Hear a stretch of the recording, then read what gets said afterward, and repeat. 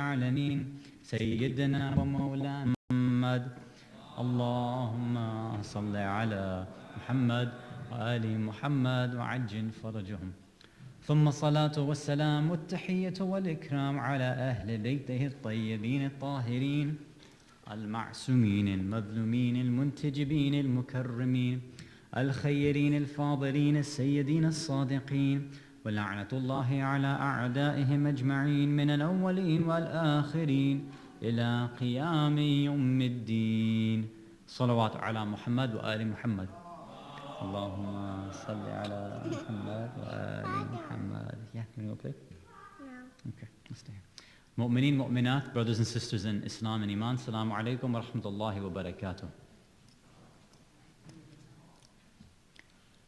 We want to finish up our discussion tonight regarding the verse, Bismillah ar-Rahman ar-Rahim, وَالَّذِينَ هُمْ لِلزَّكَاةِ فَاعِلُونَ. So the discussion for the past 2 nights has been about the idea of tazkiyat an-nafs, of self-purification. So we went through some theoretical points about how one purifies themselves, and we started last night, or 2 nights ago, discussing some practical tips on how one can begin self-purification. What are some things they can do? So we started going through saying number 289 in some versions of Nahj al-Balagha. So this saying is attributed to Imam Ali alayhi salam, where he's describing a companion, someone that he knew who had these great qualities.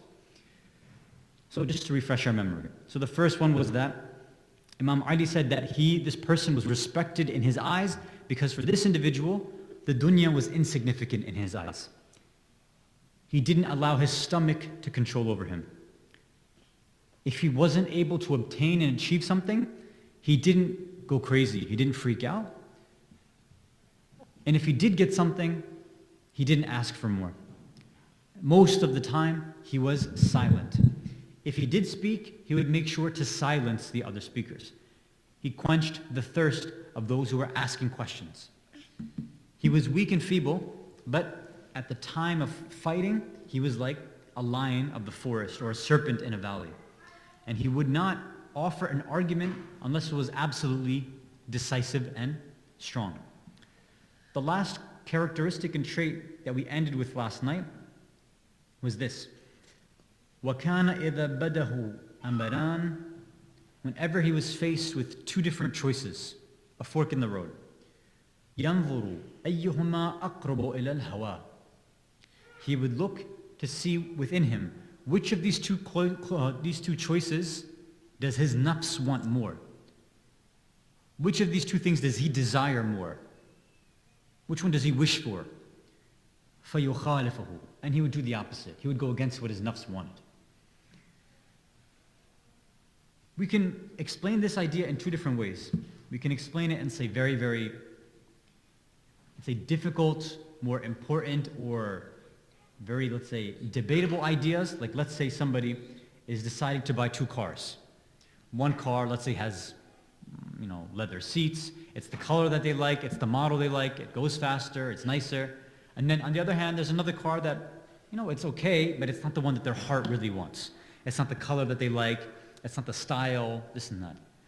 So over there, again, if you applied this principle, then you would go with the one that you didn't like, if you were to apply this idea. Now, I think applying it like this, I don't want to say it's not beneficial, but I want to apply it somewhere else. Not on these big decisions that we make, but on smaller decisions. Because when we're able to practice tazkiyat an-nafs for smaller decisions, that's how it becomes easier for us to engage in it for the bigger ones. Sometimes, again, the examples that people give are these grandiose ones. Like, okay, if you're standing between heaven and hell, like Umar ibn Saad or Hur, then you have to go against your nafs and do what's right. Like, okay, that's a very tough thing to imagine and understand. The reason that, let's say, Hur was able to make the right decision and Umar ibn Sa'ad wasn't, was because their whole lives, one of them was fighting against his nafs, يعني Hur, and Umar ibn Sa'ad wasn't. So we have to make sure that in the little things, we are making sure that we're fighting against our nafs. Now, how do we actually do that? So I'm going to give a very, you might say, an insignificant, simple example. But I think when we open it up, you'll see the benefit of it. Sallu ala Muhammad wa ala Muhammad. Allahumma salli ala Muhammad wa ala Muhammad. So, let's say you decide you want to have a bag of chips, right? You want some chips. So, you open up this bag and you start eating, right? Let's hope you say Bismillah when you start eating it. So you start taking one bite, you're eating these chips. Now, as you're continuing to eat, every moment you decide to take one chip out and eat it, this is something your nafs wants, obviously. Right? You continuing to eat is something that your nafs desires. At any point in time, could you stop or not? Technically you could. The reason you don't stop is because you don't want to. Imagine now, as you're eating it, you're getting close to, let's say, the end. And at that point, you could finish the bag. You won't be overeating. You won't be overindulging. It's a small bag of chips. It's not a big deal. But imagine, as you start seeing, maybe there's like 5 or 10 chips left. You could eat them. You could do it. And your nafs wants you to finish them. So what do? Right there, you tell the nafs, well, guess what? I don't want to finish it. I'm stopping you right here. I'm cutting you off. Now, again, it seems really small. It seems very insignificant. But what are you really doing? Tazkiyah. You're training. It's tahdhib. You're telling your nafs, look, you think you're in charge? Guess what? No, you're not in charge. I'm the one in charge here. Yes, 5, 10 extra chips won't really make a big deal, but right now, I'm the one calling the shots. So in every single little moment, now let's say for this iftar tonight, as we go and break this final iftar, as we're going and taking that plate out, imagine, you know you can have, let's say, 2 or 3 different pieces of chicken or beef. But you say, look, I know I can do that. I'm going to go a little less. And I'm sure Sayyid Yusuf will be really happy if you do that, right? Because that'll reduce waste too. There's a lot of things you can add on. You can do it, and you feel like you can do it. But say, look, I know I can, but I won't. Why? Because I'm the one in charge of these things, not my nafs, not my carnal, animalistic desires. Sallu ala Muhammad wa ala Muhammad. Allahumma salli ala Muhammad wa ala Muhammad wa ajil farajahum. Can you talk to them and then I'll talk to you afterwards? Okay. Thanks. So this training exercise, it's been explained in many different stories of the ulama. It's been explained in, let's say, different types of narrations. I want to basically take one way that Rumi has explained it in some lines of poetry. I'm going to try to update it a little bit for our times, right? So I'm not going to read through the Farsi. Number one, because I don't have the Farsi in front of me, so I can't do that. And I haven't memorized it. And I don't want to sit there going line by line with these ideas. So, the story goes like this. So in the bazaar, right, in the mall, there's always a section where you have people who are selling cologne, perfume, and things like that, right? Especially in department stores. So normally when you have those counters, you have different people on different sides, right? Maybe one side is for men's colognes, the other side is for women's perfumes. So anybody who's in that trade, they have a specific knack, right? They have a skill set to be able to smell beautiful things, right? So maybe you and I, we can't really tell the difference in smells. But let's say you take somebody who's trained in this art, who sells this for a living. When you give them, let's say, one smell, they're like, no, this one's been watered down. Or this one has too much oil added, right? They can give you these intricacies there. So they say, now I have to go back to the older version of how Rumi narrates it. He said, so one time somebody was passing through the bazaar of where the perfume and itar, the cologne sellers used to be. And as they were passing through in their horse and carriage, the animal decided to leave a little present as it went along, right? The horse decided to leave something as it went along. So what did this do? It stunk up the bazaar, right? It stunk up that area. So now, of course, these perfume sellers are like, we can't handle the smell. They started accusing one another. Said, look, it's closer to you. It's on your side. Why don't you clean it up? They said, look, I can't handle the smell. You can handle it. Why don't you come clean it up? And they would go back and forth. And they all realized that, look, we can't go near this. We need to hire somebody else to do this. The smell was so bad that most people they tried to hire wouldn't come near it. But they said, look, there is one person that we can do. The one person we can find and hire, and he'll come and clean it up. So they had this one individual come, and while all the other bazaris, right, these salesmen and saleswomen, they're outside holding their nose, waiting for this person to come and clean everything up. They're watching this individual like, let's see how long it takes him to do that. The person comes, no mask, not covering his face, comes, cleans it up quickly, and then leaves. And then everybody in the bazaar is wondering, like, how were they able to do that? We could barely stand it. So they asked the individual, this is Rumi's explanation obviously, but they're like, how was this able to happen? He said, look, this person was used to these kinds of smells. So for him, it wasn't a big deal. But for you all, the ones who are selling perfume and cologne and itr in the bazaar, for you this madfu', right? This feces, this disgusting thing, it smells much, much more disgusting to you than it would to somebody else who's used to it. So then they make the analogy. They say, look, gunah and sin and ma'asiyah, for most of us, doesn't seem like a big deal. Why? Because we've become so used to it. We're like that individual who comes and just cleans up manure, right? It's not a big deal for us. If somebody lies, cheats, steals, does ghiba, overeats, wastes food, does israf, no, we're used to it. It's not a big deal for us. We're used to that disgusting nature of sin. But for somebody who's purified themselves little by little over time and adjusted themselves and their soul to only things which are beautiful and smell beautiful, only to things which help and purify their nafs, then any single little bit of gunah, ma'asiyah and sin will keep them away from Allah, right? So they'll make sure that they stay away from these things. Sallu ala Muhammad wa ali Muhammad. Allahumma salli ala Muhammad wa ali Muhammad. So, yeah, wow. So if now, in these small things like eating food, right, or deciding where to go, or spending a little extra money or less money, in the smaller decisions, if you're able to train your nafs little by little to taste more beautiful things, right? You train your nafs to say, look, I'm the one in charge. Whatever Allah wants, that's what's going to be decided, not what you want, nafs, not my animal desires. Then your true soul becomes more and more powerful. Then you'll get used to things which are more beautiful, things which are more illuminating. And as you do that, and the tougher decisions, the bigger decisions in life, it'll be much, much easier for us to make. And those things which, even small decisions which might take us away from Allah, it'll clearly have that smell and disgusting fragrance, and we'll know to keep away from that.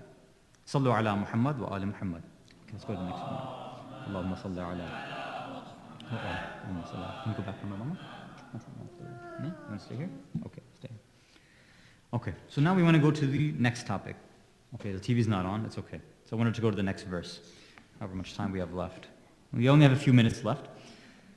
So let's see how much of the topic we can get through, inshallah. So one more salawat ala Muhammad wa ali Muhammad.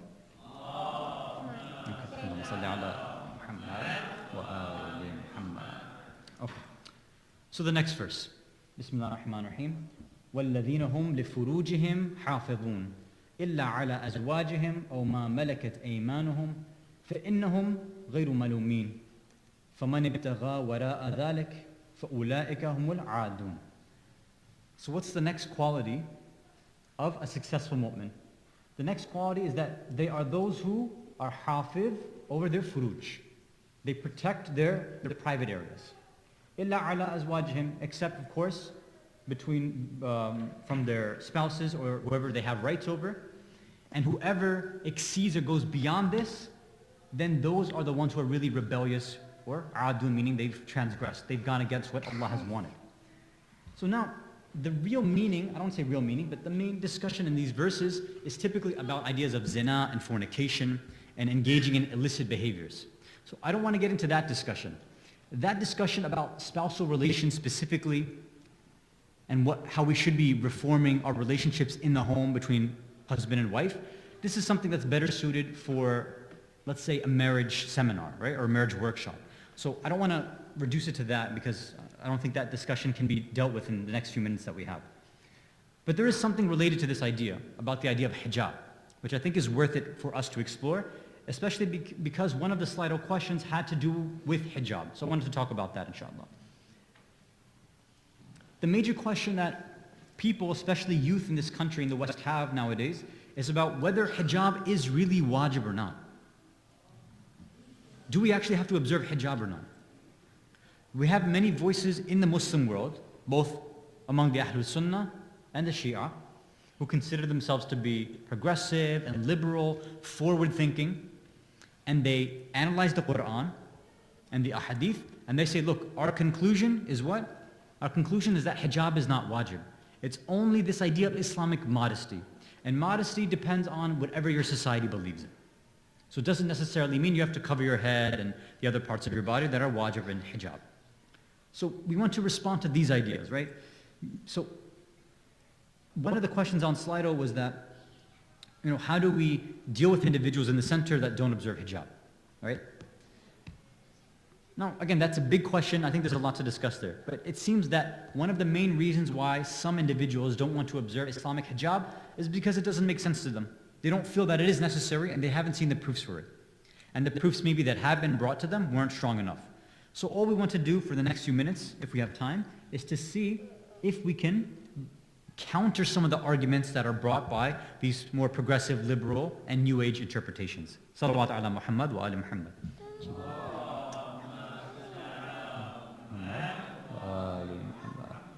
Okay.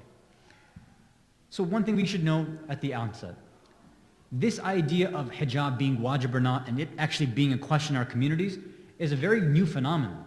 This didn't happen, alaykum salam. This wasn't something that happened back in the day in Muslim or Islamic countries, necessarily speaking, right? This was seen as one of the badihiyat, one of the obvious things in Islam, agreed upon between Sunni and Shia scholars, right? So this was not something that was debated. It's only a recent kind of argument that's there. What's the next point? Let's see the next one. So one of the first arguments is that number one is the word hijab is not in the Quran. So how can you say that hijab is something that's necessary and wajib for us as Muslims? So, well, here's the issue.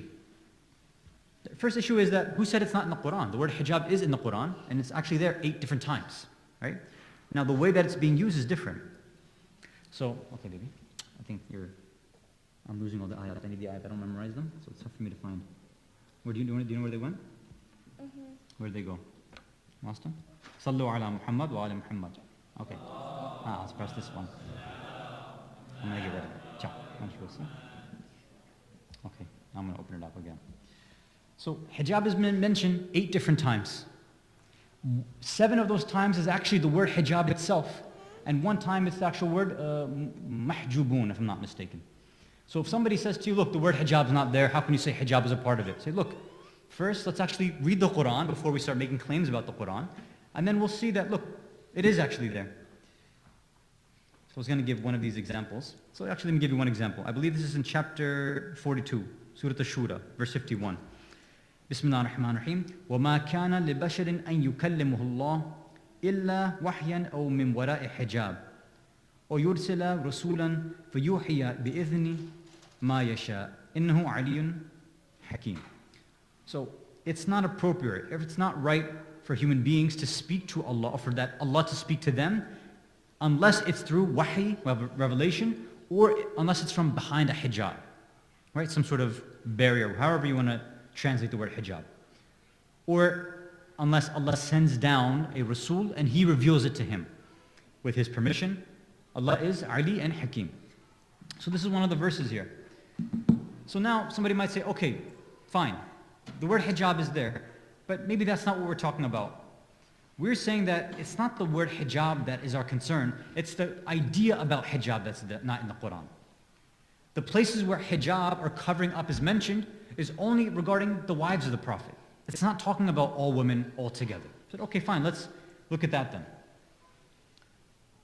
So one verse that they use as their evidence or their counter evidence to the idea of hijab is in Surah Al-Nisa, Surah Al-Ahzab, chapter 33, verse 53. So the beginning starts with Ya ayyuhal ladhina amanu, and then there's a few different things which are mentioned, which are not related to the discussion.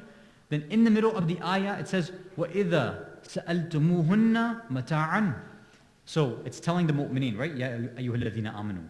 Whenever you ask the wives of the Prophet something, whenever you have to ask them anything, then ask them فَسَأَلُوهُنَّ مِنْ وَرَاءِ حِجَابٍ. Ask them from behind a hijab. So this among the Mufassirin has been explained in a few different ways. Usually it means that there was a partition that had to be put up between those who wanted to speak to the Prophet, or rather the wives of the Prophet. So in order to do that, they put up a hijab first, and that's how they had to speak to them. So some of those who don't believe in the wujub or the obligation of hijab say, look, you're bringing the word hijab, we found the word hijab, but it's only talking about the wives of the Prophet. And it's only talking about asking questions. It's not talking about covering yourself all the time. Say, okay, fine. If you want to say hijab means curtain, then we don't have any dispute with you there. If you want to say that this idea is only regarding the wives of the Prophet, we could debate, but for now, fine. We accept what you're saying. We know that the wives had special rules. The wives of the Prophet had special rules that nobody else had.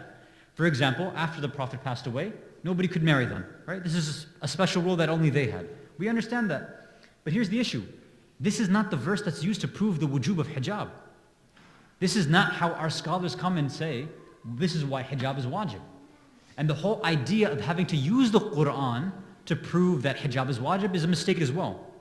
It's not the main reason, the main way that our fuqaha come and try to prove the idea. So what do?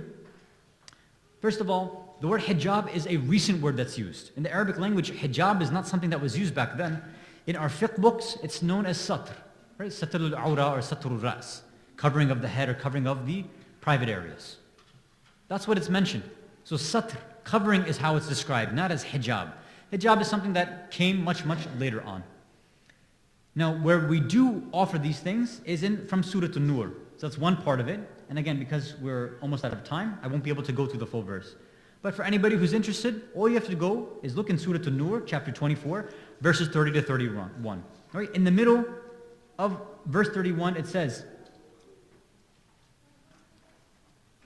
وَلَا يُبْدِينَ زِينَتُهُنَّ إِلَّا مَا ظَهَرَ مِنْهَا.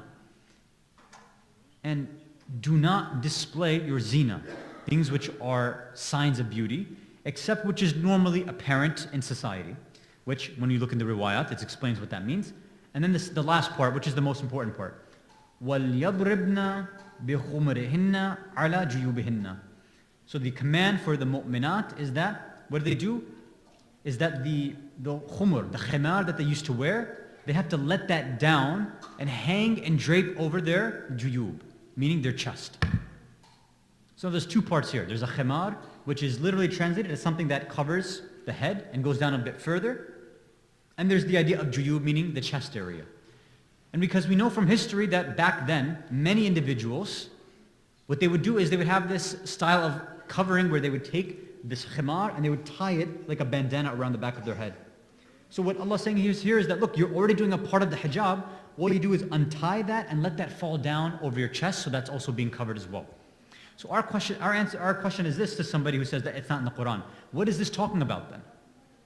That means they were already covering a part of their head. Allah, all He's saying is here that, look, there's a part that you're not covering, because a lot of them were allowing their chest, their cleavage to be shown. Just make sure you're covering that, and then your hijab now is becoming complete. Sallu ala Muhammad wa ala Muhammad.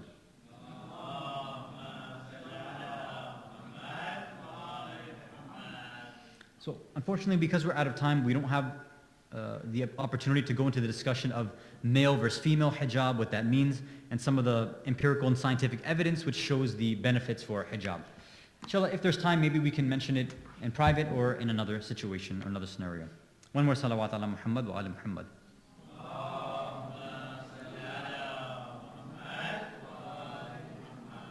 I just wanted to try to finish up the Slido questions because there were, I think, 2 more left. We have a few minutes. One of the questions that was remaining was, I think, about bullying, if I'm not mistaken, right? I think the question was that, is bullying a child by the teens an acceptable manner due to that child bothering them? So I'm not exactly sure what the question is actually saying. I'm a bit confused. If it's asking, is bullying allowed? Then obviously bullying is not allowed in Islam. You're not allowed to insult people. You're not allowed to tease them. This is not something that's allowed. Whether it's physically, verbally, anyway, that's not allowed. Yeah, that's all I can really understand from the question. Now, if the idea is what to do, then again, if parents, if any elders see their children doing something like this, or if their children are being bullied and harassed in the community, then they need to make sure that they're talking with those adults and the parents to see how they can come to a conclusion, right? To make sure they have a civil discussion about that. And the last question was, how should a center deal with girls without hijab? Can a dress code be enforced? So the second part, can a dress code be enforced? Well, that's something that you have to ask that's a legal issue. If you own a center like this, if it's a public or a private building, are you allowed to enforce dress codes? Now, typically, most laws would say that, look, if it's your own private building, you can enforce whatever you want, generally speaking, as long as it's not against the law. So technically, you may be able to, but I'm not obviously advising or not advising against that. What's more important is this. What exactly are the sisters who are observing hijab? What are they doing to build connections and relationships with those who, let's say, aren't observing hijab? Is it simply going up to them and saying, Salaam alaikum, you have to observe hijab? This is wajib, you need to do it? Or are they actually trying to sit down, build relationships, go out, have coffee, have dinner, have lunch, go into each other's houses, have, let's say, book discussions or discussion circles, invite them over, build a relationship first and say, look, after time, once the relationship is built, then say, look, if ever you want to discuss the idea, we can talk about it without having to force this down people's throats. Because this idea of having to force the wujub on somebody is one of the main reasons people don't want it. One of the reasons why somebody may not want to observe hijab when they're younger usually is because the parents don't observe it. If the mother in the house doesn't observe it, it's going to be very, very difficult for that daughter to observe it.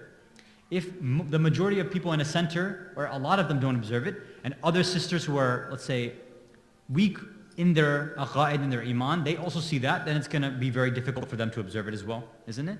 So this is something, again, as we mentioned in the previous nights, as a community, we have to come and sit down and have a lot of brainstorming sessions on how we can do this, how we can use the model of love and guidance and tolerance and rahmah that's been mentioned by the Ahlul Bayt. How can we use these models in our communities to guide everybody, in both the side of the men and the women, in the different issues that we face? I think we have so there's no more questions left on Slido. And I think Adhan will be in a minute or two. So, because I may not be able to see many of you tomorrow morning for the Eid Salah, I first wanted to thank all of you, thank Allah for this opportunity to be with you for the past 2 weeks. Alhamdulillah, for me it was a very beneficial experience. I always enjoy coming to the center for interacting with all of you. If there was anything that was beneficial for anyone, alhamdulillah, we thank Allah for this ability to benefit from one another. If there was anything that, let's say, maybe was offensive, was confusing, was inconclusive, which didn't make sense, then I ask you for forgiveness. All defects and all issues and deficiencies are because of me.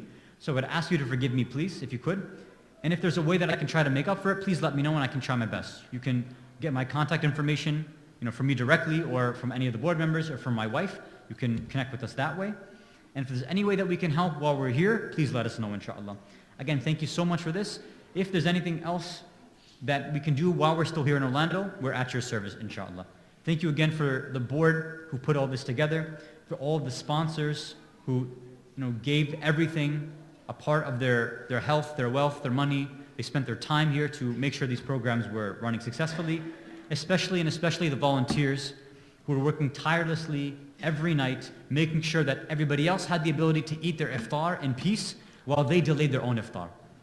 So those who have been cleaning and cooking and doing all these things, we ask Allah to bless them, to bless their family, to increase in their tawfiqat.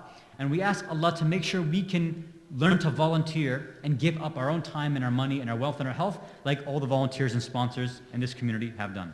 وآخر دعوان أن الحمد لله رب العالمين وصلى الله على سيدنا محمد وعلى أهل بيته الطيبين الطاهرين.